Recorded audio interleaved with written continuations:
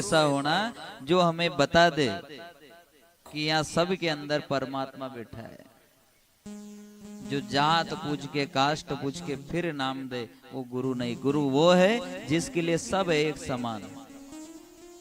ऐसा गुरु नहीं होना कि लोभी गुरु लालची चेला, नरक में हो जाए ठेलम ठेला।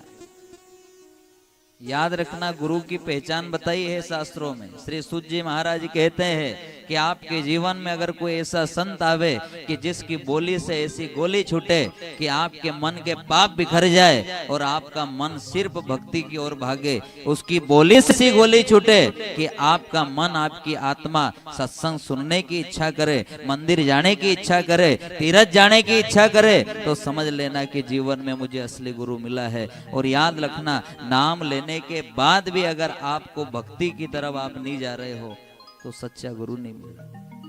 गुरु वही तो है जो हमें भक्ति का मार्ग दिखाए, जो हमें सत्संग का मार्ग दिखाए, वो असली गुरु। फिर गुरु की पहचान बताई है। क्या पहचान बताई? गुरु नाम तो सब लेते हैं, लेकिन गुरु की पहचान क्या बताई है कि गुरुदेव की कृपा हमारे ऊपर हुई या नहीं हुई। तो इसकी पहचान ये बताई कि गुरु नाम लेते ही अगर माँ बाप के प्रति प्रेम जागृत हो गया, ध्यान देना, गुरु नाम लेते ही अगर माँ बाप के प्रति प्रेम जागृत हो गया, माँ बाप की सेवा करने की इच्छा जागृत हो गई, सास ससुर की सेवा करने की इच्छा जागृत हो गई, तो समझ लेना कि असली गुरु से नाम मिल गया है। वरना यहाँ तो गुरु नाम लेने के बाद भी दो ही जना अलग माड़ा फेरे ने, डोकरा डोकरी अलग रोटी बने ने कहीं बोले हमने तो नाम ले लिया के। ये नाम किस काम के?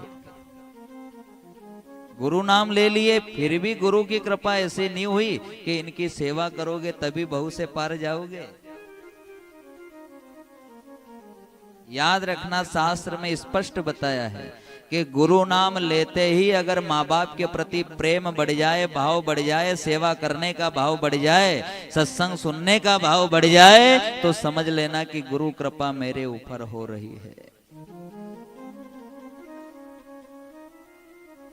जब राजा परीक्षित को मालूम हुआ कि 7वें दिन नाग डसलेगा, आप बताओ अगर आप में से किसी को ये मालूम पड़े कि 2 घंटे में अपन मर जावांगा, तो फिर आपके कहीं भावेगा? कहीं भावेगा आपके? अगर आपको ये मालूम पड़े कि 2 घंटे में जानो है, तो ये जमीन जायदाद, गुलाब जामुन, जलेबी कहीं भी नहीं भाएगा। पसीना पसीना आ जाएगा, हे भगवान 2 घंटा बच जाए, क्या करूं क्या करूं। लेकिन जब राजा परीक्षित को मालूम हुआ कि 7वें दिन नाग डसने आवेगा, तो राजा परीक्षित ने कहा, वारे भगवान तू बड़ा दयालु है, बड़ा कृपालु है। अरे यहाँ तो एक पल का भरोसा नहीं है रे, लेकिन तूने 7 दिन की गारंटी दे दी कि 7 दिन और तू जीवित रहेगा। कैसा है राजा कि यहाँ तो एक पल का भरोसा नहीं, आप इतने बैठे, अपन कह सकते हैं कितने दिन और जिएंगे? नहीं कह सकते नहीं। लेकिन राजा परीक्षित को तो कह दिया नहीं कि 7 दिन बचे। राजा परीक्षित ने कहा, मैं कितना किस्मत वाला हूं कि भगवान ने मुझे 7 दिन पहले ही जगा दिया। और भगवान कहता है कि मैं तो बचपन से ही जगाता हूं, लेकिन व्यक्ति जागता बुढ़ापे में है। कब जागे?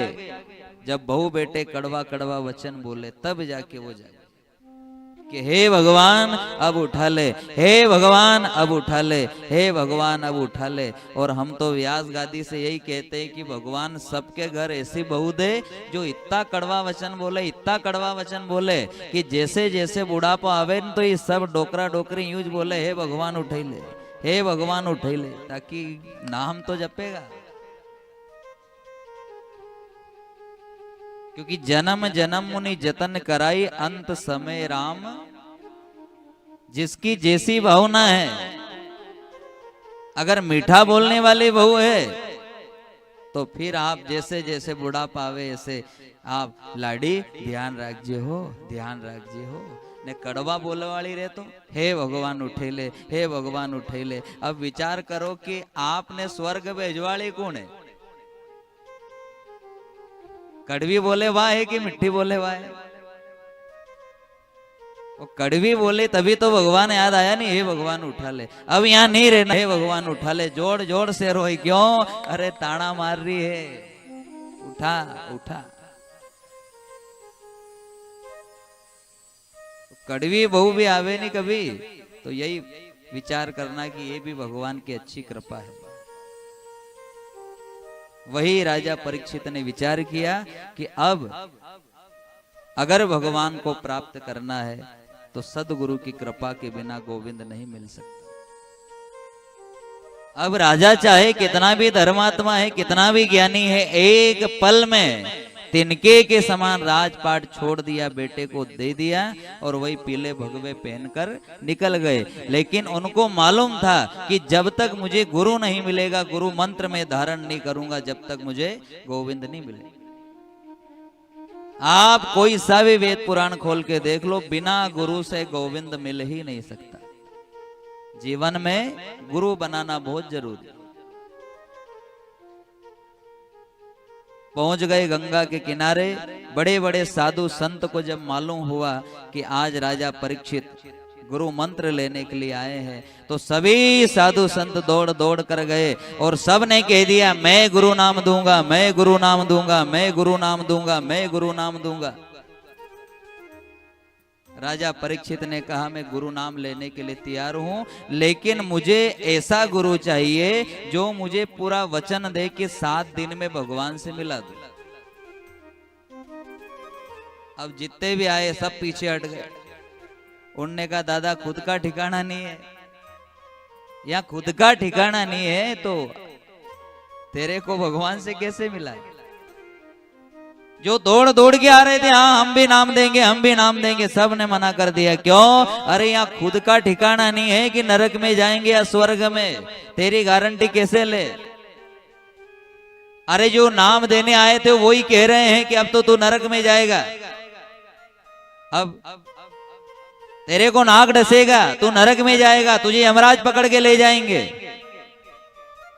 लेकिन शिष्य अगर सत्य हो, अगर आप सेवक बन जाओगे, शिष्य पक्के बन जाओगे, तो गुरु तो अपने आप आपको ढूंढ ही लेगा। राजा परीक्षित के आंख से आंसू झलक आए और राजा परीक्षित ने कहा कि है गोविंद, है मेरे द्वारिकाधीश, है मेरे ठाकुर, मैं जानता हूं कि तूने ही माँ के गर्भ में आकर मेरी रक्षा की थी, आज तू ही सदगुरु बन के आवेगा और मुझे तारेगा, मुझे पूर्ण विश्वास है।